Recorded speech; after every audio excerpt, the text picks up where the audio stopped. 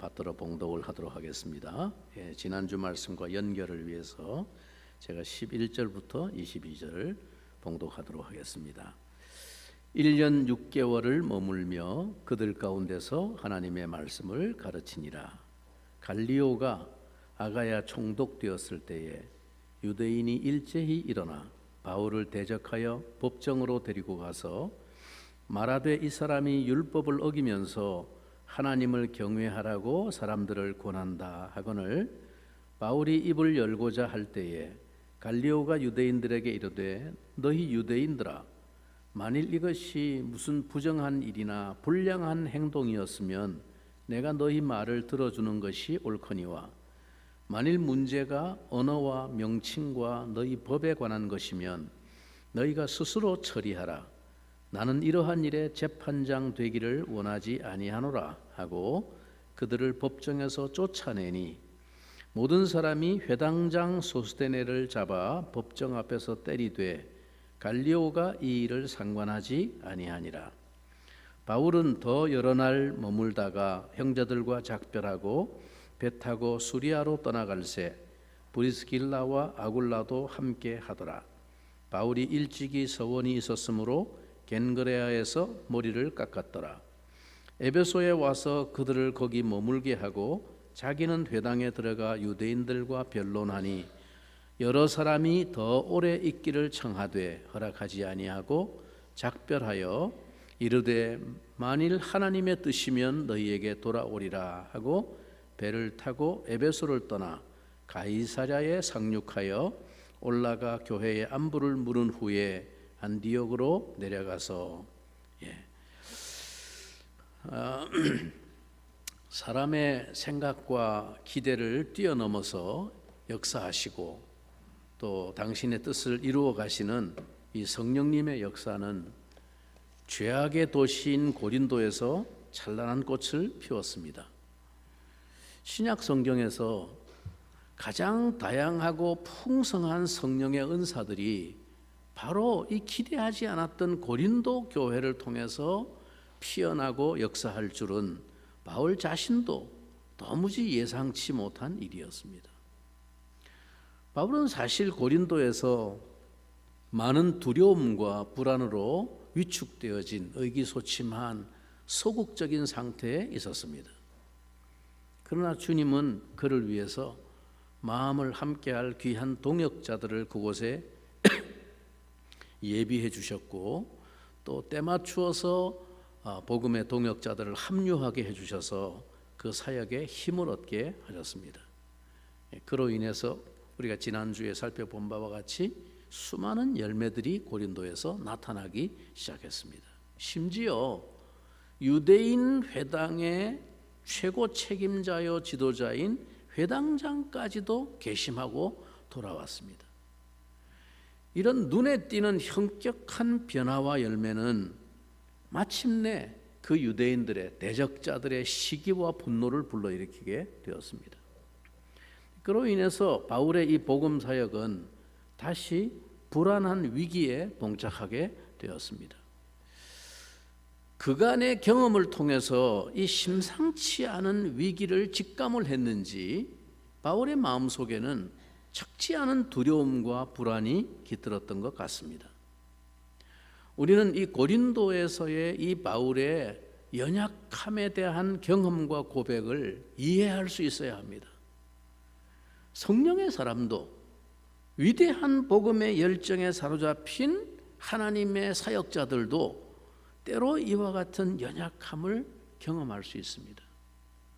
성령 충만한 하나님의 사람들에게도 이 영적인 침체는 찾아옵니다. 때로 우리는 그것을 잘 이해하지 못합니다. 그토록 담대하게 박해를 맞서 싸우면서 목숨을 건 사역에 헌신하던 사람들이 한순간 끝없는 두려움과 절망의 나락으로 떨어지는 것을 이해하기 어려워합니다. 어떻게 그럴 수가 있지? 그러니까 저는 이 바울을 생각할 때 가장 제 마음에 감동이 되고 위로가 되는 모습이 있습니다. 그것이 바로 이 고린도에서 겪었던 그 인간적인 두려움과 연약과 떨림에 대한 그의 진솔한 고백입니다. 저는 고린도전서 2장 3절에서 그 바울이 고백한 내가 너희 가운데 거할 때 약하며 두려워하며 심히 떨었노라 하는 이 바울의 고백을 진지하게 살펴보기 전까지는 이 바울에 대해서 좀 어쩔 수 없는 거리감이 있었습니다. 왜냐하면 그는 차원이 다른 사람으로 느껴졌기 때문이죠. 도저히 따라갈 수 없는 그런 사람. 그러나 그도 깊은 연약과 두려움을 느끼는 인간이었습니다. 지난 시간에 잠시 말씀드렸지만 사도행전 18장은 이 당시에 바울이 느낀 그 내적인 상태에 대해서 상세한 고백을 기록하고 있지는 않습니다. 그런데 우리가 오늘 이 본문에 지난주에 보았던 그 8절과 9절 말씀을 다시 한번 찬찬히 읽어보면 왠지 그 8절과 9절이 연결이 자연스럽지 않다고 느껴집니다. 여러분 다시 한번 주목해 보세요. 이 8절에서 무슨 얘기가 나옵니까? 분명히 고린도 사역의 놀라운 결과 열매에 대해서 기록하고 있습니다. 8절 또 회당장 그리스보가 온 집안과 더불어 주를 믿으며 수많은 고린도 사람도 듣고 믿어 세례를 받더라. 그 기대하지 않았던 가능성이 없었던 고린도에서 바울이 복음 전도의 결과 이런 엄청난 결실이 막 넝굴치에 들어온 것입니다. 얼마나 지금 막 고무되고 힘을 얻을 수 있는 상황이에요. 그런데 바로 이어지는 9절은 갑자기 다른 이야기가 나옵니다. 9절에 보세요. 그날 밤에 주께서 환상 가운데 바울에게 말씀하시되 두려워하지 말며 침묵하지 말고 계속 말하라. 이 말하라는 것은 계속 하라는 겁니다. 계속 말해라. 여러분, 큰 역사가 일어나고 있었고 수다한 열매가 나타나고 있는 상황이었습니다. 그런데 왜 주님은 그날 밤에 바울에게 찾아오셔서 그것도 환상 가운데 막 강제로 찾아오신 거죠. 환상은 바울이 만나려고 만난 게 아니고 주님이 직접 강권적으로 임하신 게 환상입니다. 그리고 하신 말씀이 뭡니까? 두려워하지 마라. 그리고 너 입 다물고 있으면 안 돼. 침묵하지 말고 계속 말해야 돼 라고 말씀하셨으니까. 왜 그날 밤에 이런 말씀하셨을까요? 지금 열매가 한창 막 맺고 있는데. 여러분, 환상이라고 하는 건 뭐라고 그랬죠? 지난주에 하나님의 비상수단이라고 그랬어요. 그러니까 그날 밤에 하나님이 판단하시기에 바울의 상태가 어땠다는 겁니까? 긴급 조치를 발동해서 그에게 메시지를 들려주어야 할 만큼 바울의 심령이 지금 어려웠다는 것입니다. 짐작컨대 바울은 심히 두려워하고 떨고 있었습니다. 이거 더 이상 유대인들을 자극해가지고는 뭔가 큰일이 날 것 같다. 그런 분위기를 감지했던 것이죠. 그래서 더 이상 유대인들을 자극하지 않으려면 당분간은 입 다물고 침묵하고 있어야겠다. 그렇게 생각했을지 모릅니다. 우리가 참 이해하기 어려워하지만 큰 역사가 일어난 뒤에 하나님의 사람들에게 찾아오는 이 이해할 수 없는 두려움과 불안과 위축감은 종종 우리가 성경에서 보게 되는 현상들입니다. 구약의 대표적인 인물이 누굽니까? 엘리야예요. 엘리야는 혼자서 850명 이단의 선지자를 쳐 죽인 사람이에요. 갈멜산 기도를 통해서 하나님의 불의 역사가 일어나고. 그런데 그 다음 날 이세벨이 너를 죽이려고 한다는 그 말을 듣고서는 완전히 정신을 잃어버렸어요. 이건 내가 길이 없다. 그렇게 생각하고 도망간 거죠. 광야로. 로뎀 나무 아래서 그냥 죽여주십시오. 하나님 앞에. 그런 정도로 가라앉았습니다.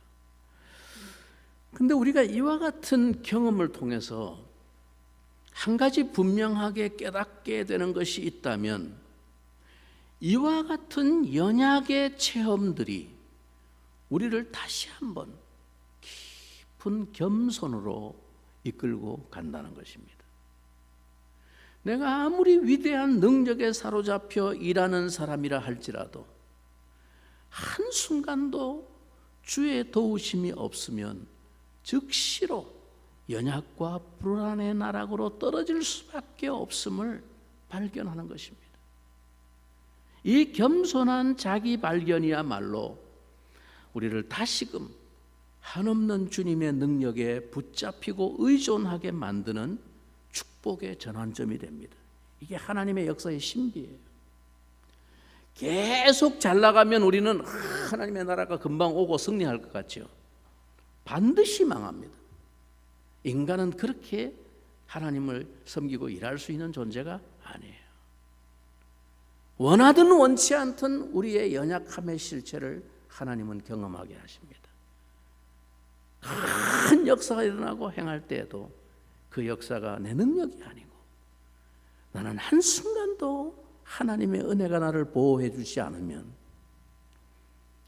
아무것도 움직일 수 없는 존재라는 사실을 절감하게 하심으로 다시 겸손의 깊은 바닥 속에서 하나님의 은혜를 바라보고 의존하게 만드는 놀라운 회복의 계기로 하나님께서 삼으시는 것입니다.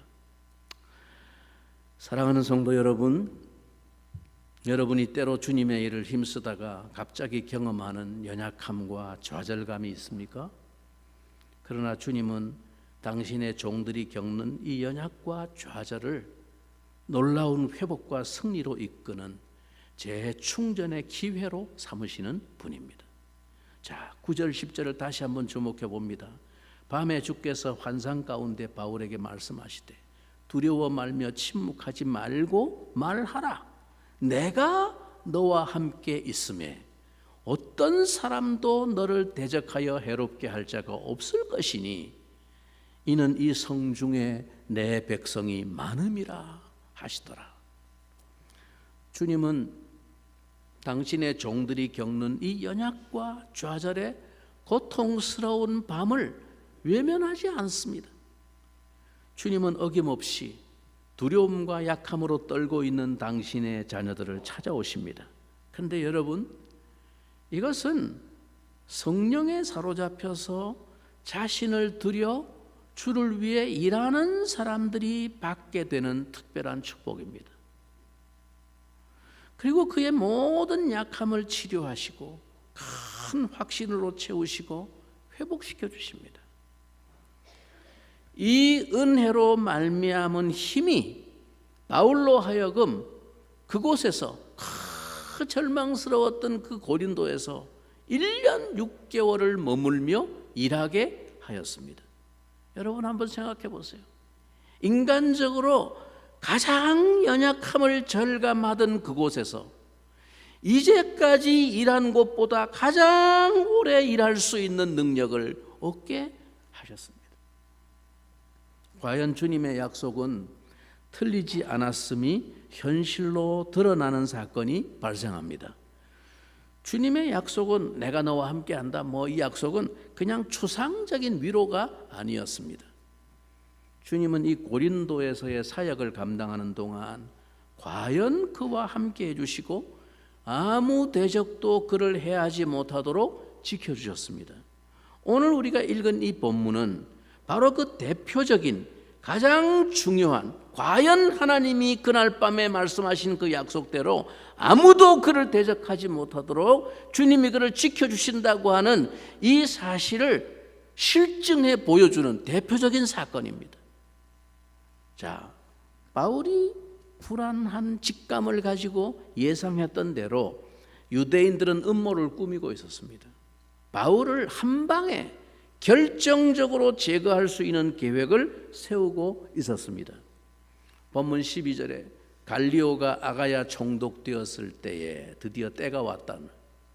유대인이 일제히 일어나 준비하고 있다가 일제히 작전 개시를 합니다. 그 작전이 뭡니까? 일어나 바울을 대적하여 법정으로 데리고 가서, 이 고린도에서 일어난 유대인들의 대적은 그동안 바울이 다른 곳에서 겪었던 그 어떤 대적보다 더 심각한 복음의 위협이 될 수 있었습니다. 그들은 단순히 폭력으로 바울을 때리고 막 죽일 듯이 패가지고 위협을 가하는 대신에 원천적이고 결정적인 공격을 가하려고 계획했던 것입니다. 당시 그리스 남부 지역인 이 아가야 지방의 총독으로 새로 부임하게 된 갈리오라고 하는 이 인물은 결코 영향력에 있어서 평범한 인물이 아니었습니다. 그 당시 로마 황실에 막강한 영향력을 가지고 있었던 철학자 세네카의 동생이 바로 이 갈리오입니다. 이 세네카는 당시에 다음 황제가 될 네로의 개인 교사였습니다. 그 당시 역사의 기록에 의하면 이 갈리오는 집안 배경이 빵빵한 사람, 영향력이 있고 그리고 뛰어난 인물로 아주 호평을 받고 있는 그런 인물이었습니다. 이러한 갈리오가 때마침 아가야의 총독으로 부임한 것을 계기로 유대인들은 바울을 그 로마의 법을 이용해서 근원적으로 제거할 의도를 품었습니다. 로마는 제국 통치를 하면서 여러 정복한 식민지 국가에 대해서 종교 정책을 매우 유화적이고 합리적인 정책을 유지했습니다. 로마 당국의 질서와 사회 질서의 상식선에서 크게 혼란을 일으키는 종교가 아니면 그 고유한 종교를 허용해 주어서 그 식민지의 민심을 다스리는 그런 정책이 로마의 종교 정책이었습니다. 그래서 유대교도 식민지인 유대인들에게 그 유대교도 그런 합법적인 종교의 하나로 용인되어서 말하자면 로마의 법 아래에서 유대교는 보호를 받고 활동하고 있었습니다.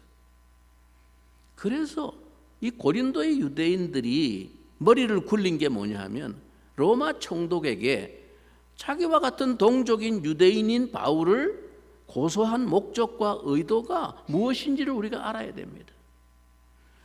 바울이 전하고 있는 그 도는 로마 법이 허용하지 않는 유해한 종교를 퍼뜨려서 민심을 요란케 한다는 죄목이었습니다. 다시 말하면 바울이 전하고 있는 이 도는 로마 법이 인정하는 정당한 종교인 우리 유대교와는 다른 것이다.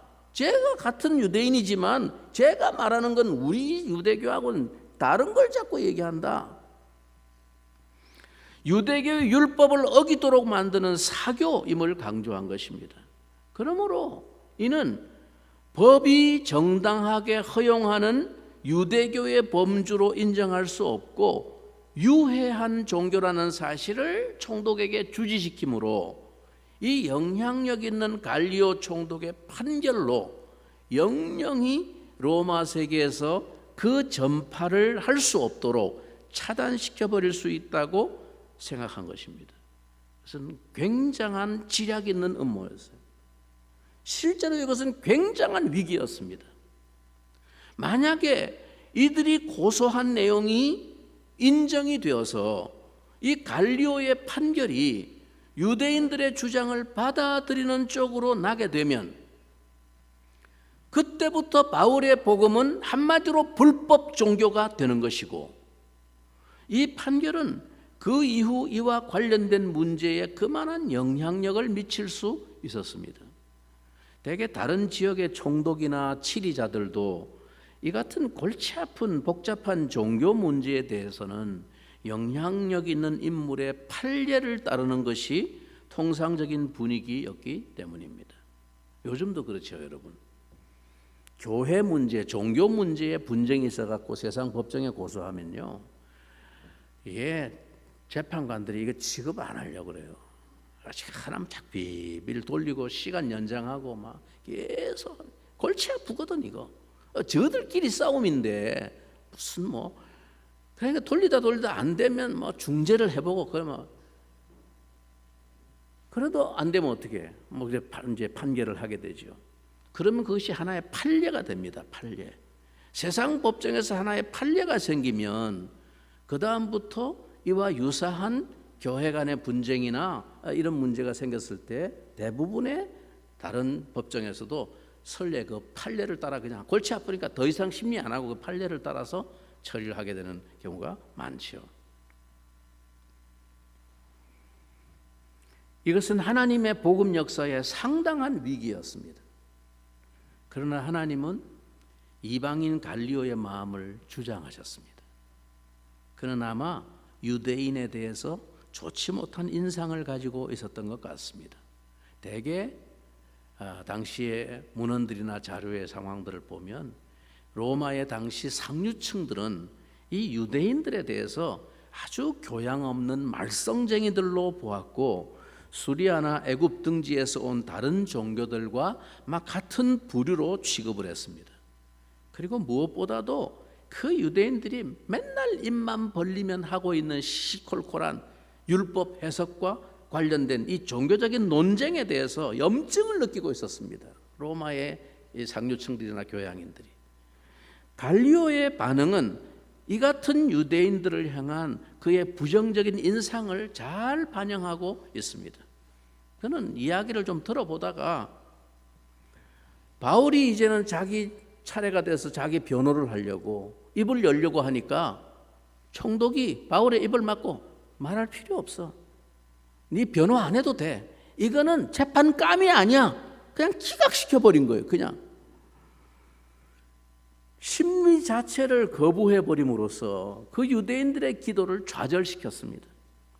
물론 그렇다고 갈리오가 바울이 전하는 복음에 대해서 호의적인 인물이었다고 생각할 근거는 아무것도 없습니다. 그는 다만 유대인 내부의 자기들 종교의 율법 논쟁이라고 받아들인 것입니다.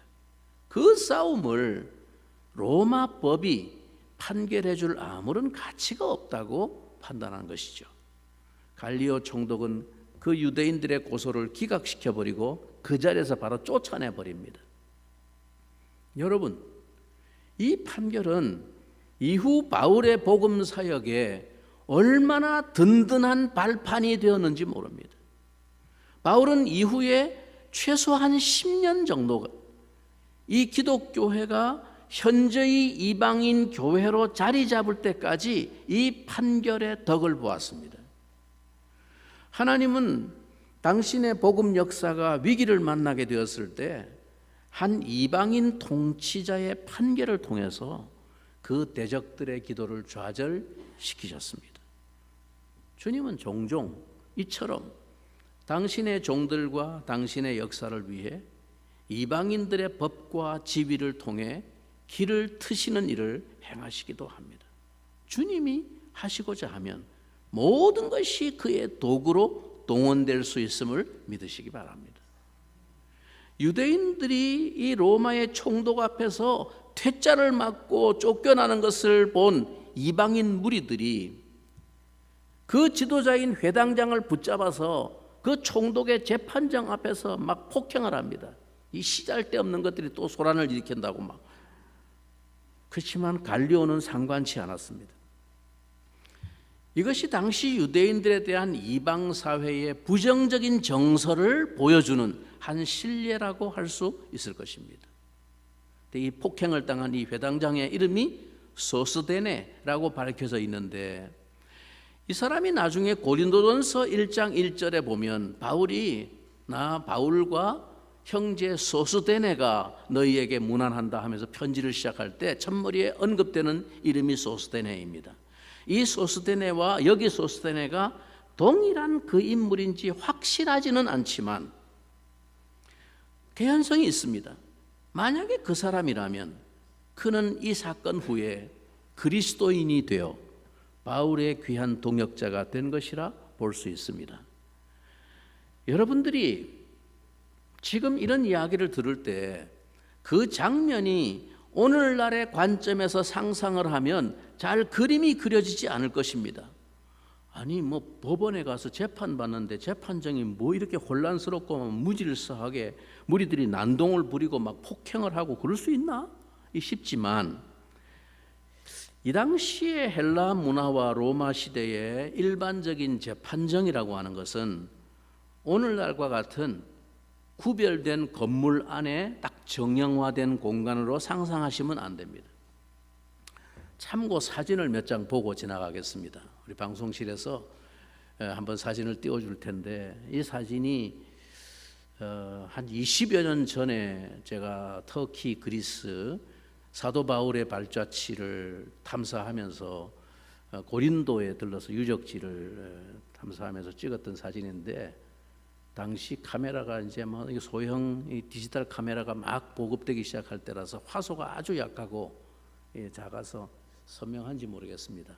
지금 저 자리가 고린도의 중앙광장이라고 할 수 있는 아고라 광장 겸 또 시장 역할을 했던 그 광장 자리입니다. 넘겨보시면 다음 사진에 보면 이 자리가 바로 그 광장 한 모퉁이에 있는 유대인 회당이 자리하고 있던 유적지임이 발굴을 통해서 밝혀졌습니다. 여러 가지 그 돌 조각의 문양이라든가 뭐 새겨진 그 기록들을 통해서 여기가 유대인들의 회당터였구나 하는 것을 알 수 있는 자료가 많이 나왔습니다. 한번 넘겨보겠습니다. 그 터에서 발굴된 문양 가운데 하나가 뭐냐면 저 대리석에 새겨진 건물 현판에 붙여졌던 십자가가 기록된 문양입니다. 넘겨보실까요? 제가 그 현판을 좀 귀한 자료라서 사진을 찍었던 것인데 뭘 얘기하냐면 마침내 그리스도인들의 회당 자리가 후에 교회로 바뀝니다. 많은 사람들이 회심하고 돌아와서 회당장도 회심했지 그래서 물론 후기 역사지만 그렇게 해서 완전히 고린도가 뒤집어지는 역사가 일어났던 것을 우리가 발견하게 됩니다. 넘겨보겠습니다. 저 자리가 바로 재판장이 있던 총독의 재판장이 있는 자리인데 바로 그 아고라 광장 한켠 사이드에 있는 자리입니다. 바로 지금 쭉 다 이 광장인데 저기 앞에 정면에 보이는 약간 석축 한 2, 3m 정도 석축이 있는 저 자리가 연단이라고 보시면 됩니다. 재판장이 저 위에 좌정을 하고 재판을 진행하는 그 뒤쪽으로 총독의 관저로 연결되어지는 그 유적지인데요. 자, 넘겨보겠습니다. 그 마당에 바로 지금 재판정 관정 앞에 바로 앞에 요즘에 원기둥, 원형 돌기둥으로 된 나지막한 돌기둥입니다. 저 자리가 고소를 당한 죄인이 불려와서 거기 서서 재판을 받는 자리예요. 저 법정을 비마 혹은 베마라고 부르는 자리인데요. 베마를 상징하는 돌기둥이 세워져 있습니다. 바울이 저처럼 저렇게 지금 저 자리에 불려와서 이렇게 재판을 받았던 것이죠. 그 장면을 연상하면서 제가 하나 사진을 찍었던 사진인데요. 저렇습니다. 넘겨볼까요? 이 도로는 고린도시를 관통하고 있는 우리식으로 얘기하면 중앙 1번 도로입니다. 저 도로를 나중에 고린도 교회의 제무 에라스도라고 하는 사람의 이름이 성경에 나오는데 그 사람이 실제로 당시 고린도시의 제무장관이었던 것이 유적으로 밝혀졌는데 이 에라스도라는 재무장관이 자기 이름으로 건설한 도로입니다.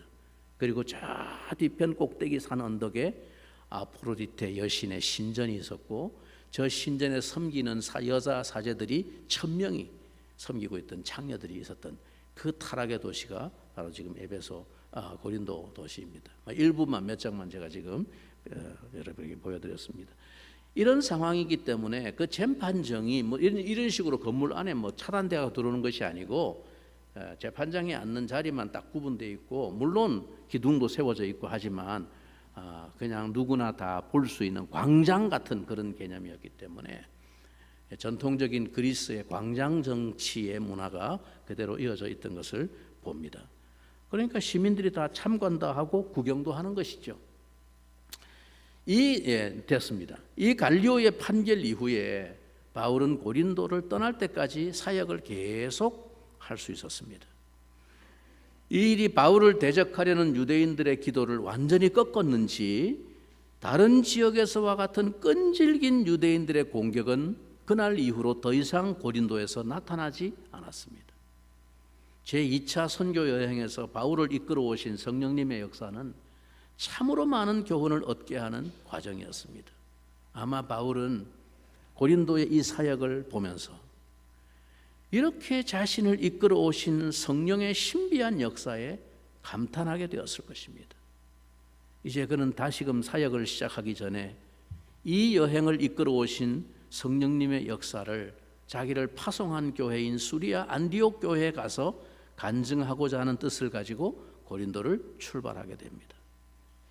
이 고린도를 떠날 때는 그 외롭고 연약한 순간에 만난 큰 위로를 얻었던 그 아름다운 동역자 부부인 브리스길라와 아굴라가 동행하고 있습니다. 그들은 어느새 바울과 함께 하나님의 나라를 위해 생애를 함께 할 비전을 가지고 있었던 것입니다. 주님은 신실하게 그 연약한 종을 위한 약속을 지키셨습니다. 수리아를 향해 가는 바울의 여정은 에베소에 잠시 들러서 회당의 사역을 전개합니다. 그런데 이 에베소에는 큰 유대인 공동체가 있었던 것으로 알려지는데 이상하게도 이 에베소의 유대인 회당에서 바울은 박해를 받은 게 아니라 환대를 받았습니다. 그들은 바울을 계속 여기에 더 머물러 달라고 부탁했습니다. 바울이 더 머물지 않고 서둘러 에베소를 떠난 이유는 상세히 알 수 없지만 내가 하나님의 뜻이면 다시 오겠습니다 하고 브리스길라와 아굴라 부부만 그곳에 남겨둔 채 떠나게 됩니다. 여러분, 참으로 성령의 인도와 역사가 오묘하지 않습니까? 가장 깊은 죄악의 먹구름이 짙게 드리운 이 고린도에서 하나님의 택하신 백성이 많다라고 말씀하시며 가장 풍성한 열매를 거두게 하실 줄을 누가 예상했겠습니까? 그리고 가장 약하며 두려워하며 심히 떨었던 그곳에서 이토록 가장 안전하게 복음의 사역이 전개될 줄을 누가 기대했겠습니까? 그러므로 우리가 하나님의 사역에 수종들면서 우리의 선입견과 편견을 앞세우지 않도록 조심해야 하겠습니다. 우리의 약함과 두려움으로 쉽게 그 사역을 포기하지 않도록 더욱 엎드려야 하겠습니다. 여러분, 우리가 낮아질 때 구원하시고 약할 때 능력의 임재를 경험하게 하시는 주님을 기대하시기 바랍니다. 우리가 가끔씩 경험하는 그 연약과 두려움과 불안은 오히려 우리 영혼의 양약과도 같습니다. 우리를 겸손으로 이끌고 가는 축복의 시간이 되기 때문입니다. 여러분은 주님의 일을 하다가 어느 날 엄습하는 두려움과 약함과 떨림을 경험해 보셨습니까? 큰 능력과 역사의 열매를 맺고 나서도 한순간 우리에게 찾아오는 그 연약함과 의기소침함과 침체를 여러분은 겪고 계십니까? 그러나 그 순간이야말로 주님을 가장 가까이 만나는 시간임을 기억하시기 바랍니다. 주님이 여러분을 찾아오시기 위해 여러분을 낮추시는 시간임을 기억하시기 바랍니다. 주님의 음성 듣는 밤이 되도록 그 약함과 두려움과 심히 떨림을 안고 조용히 귀를 기울이는 시간이 되시기를 바랍니다. 약할 때 강함 되시네 나의 보배가 되신 주, 주 나의 모든 것, 주 안에 있는 보물을 나는 포기할 수 없네, 주 나의 모든 것. 예수 어린 양 존귀한 이름, 예수 어린 양 존귀한 이름. 우리와 함께 하시며 우리를 지키시겠다는 주님의 약속은 그 어떤 세력도 뚫고 들어올 수 없습니다. 주님은 당신의 종들이 겪는 이 연약과 좌절의 고통스러운 밤을 지나쳐 가시지 않습니다. 주님은 두려움과 약함으로 떨고 있는 당신의 자녀들을 찾아오십니다. 그리고 그 모든 약함을 치료하시고 큰 확신으로 채우시고 회복시켜 주십니다. 이것은 약하지만 내 전심을 들여 주를 위해 일하는 자들이 누리게 되는 특별한 은혜입니다. 사랑하는 성도 여러분, 저와 여러분 모두의 삶에 하나님이 이런 은혜 누리게 해주시기를 축원합니다. 우리 같이 한번 잠시 오늘 말씀을 마음에 담고 한번 기도하면 좋겠습니다. 주님, 나의 약함을 아시죠? 나의 두려워함을 아시죠? 나의 위축됨을 아시죠? 하나님, 나의 무력함을 아시죠? 그러나 내가 이 무력함 속에, 이 약함 속에 주저앉지 않도록 성령으로 찾아와 주시기를 원합니다. 내 마음에 다시 말씀해 주시기를 원합니다. 주의 손에 내가 붙들리기를 원합니다. 주의 위로와 격려에 붙들려서 큰 능력 힘입어 하나님 아버지 지속적으로 주를 위해 일할 수 있는 우리 인생 되게 하여 주시옵소서. 우리도 바울처럼 이 은혜를 누리고 경험하는 인생 되게 해 주시옵소서. 우리 같이 한번 기도하겠습니다. 살아계신 주 하나님, 우리